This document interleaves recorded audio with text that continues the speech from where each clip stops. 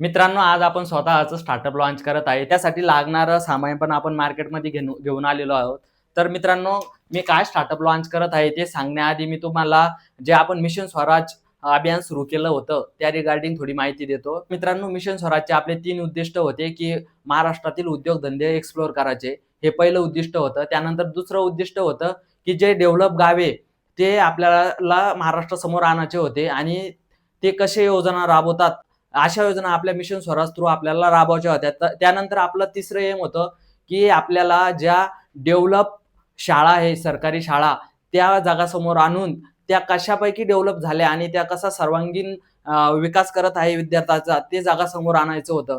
परंतु मित्रांनो, की जे आपण शेतकऱ्यासाठी काम सुरू केलेलं आहे, तर मला तिथे एक प्रॉब्लेम जाणवला, की शेतकरी प्रोड्यूस करत आहे मित्रांनो, परंतु त्याला काही सेलिंगचा प्लॅटफॉर्म नाहीये. तर त्यासाठी एक तोडगा म्हणून मी माझं मिशन स्वराज या नावाने स्वतःचं ॲप लॉन्च करत आहे.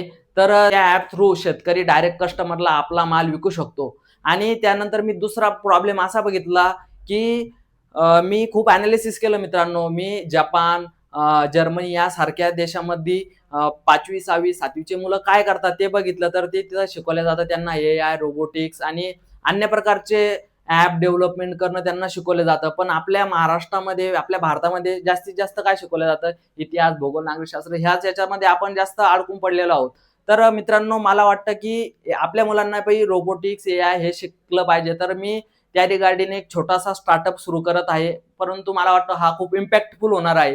तर यामध्ये आपण मुलांना रोबोटिक्स शिकवणार आहे.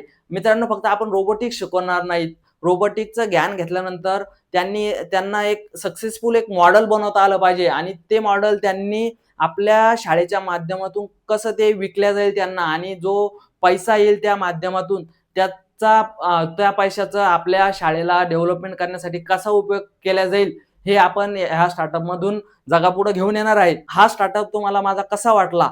हे मला एकदा तुम्ही कमेंट करून सांगा. आणि मित्रांनो, आपण हा आजच स्टार्टअप याच्यासाठी लॉन्च करत आहे. आज आहे इंजिनिअरिंग डे. तर माझ्या सर्व इंजिनिअर भावांना इंजिनिअरिंग डेच्या खूप साऱ्या शुभेच्छा. आणि माझं सांगणं आहे की खूप सारे आपण इंजिनिअर एकत्र येऊ आणि एक समाजापुढे चांगलं काहीतरी घडवण्याचा प्रयत्न करू.